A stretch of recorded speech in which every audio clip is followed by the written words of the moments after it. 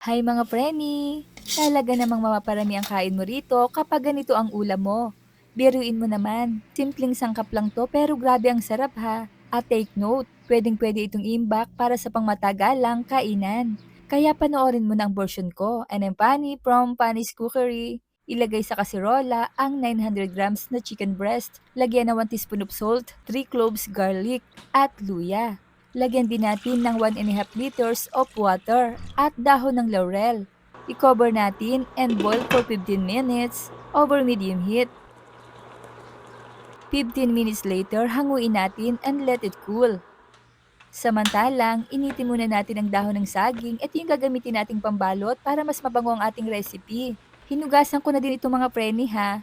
At para sa kompletong listahan ng mga sangkap, ay panoorin ang video hanggang dulo. Nung elementary nga pala ako, ganito yung ginagamit naming pambalot sa kanin, na talaga namang napakabango. At set aside muna natin.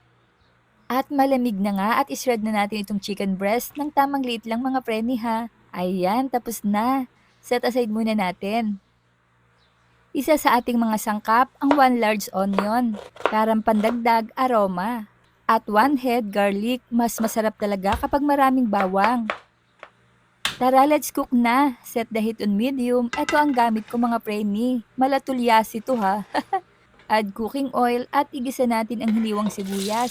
Saute natin for a few seconds. Isunod ang bawang at saute natin until fragrant. Ilagay ang shredded chicken. Stir and cook until brown.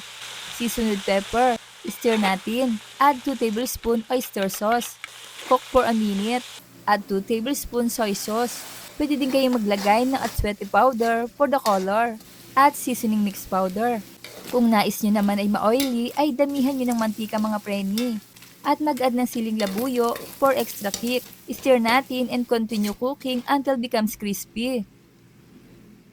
Ayan, add spring onions. At kung nakabot kayo sa punto ng bidyong ito, ay mga tagasa naman kayang nakapanood ng video kong ito. Hello po sa inyo at maraming salamat. O di ba mga preni, meron na tayong binalot na kanin with ulam. Talagang napakabango nito at masarap talaga. Ikaw nang bahala kung saan nyo inais ilagay ha. Pwedeng iimbak sa garapon at dapat babasagin. At syempre, pwedeng-pwede itong gawing pang negosyo. Dry talaga ang ginawa ko mga preni para less oil siya.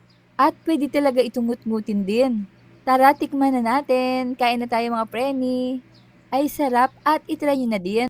Kaya naman kung hindi ka pa nakapollow sa aking page ay ipollow nyo na ako para updated kayo sa mga reseping ibabahagi ko pa.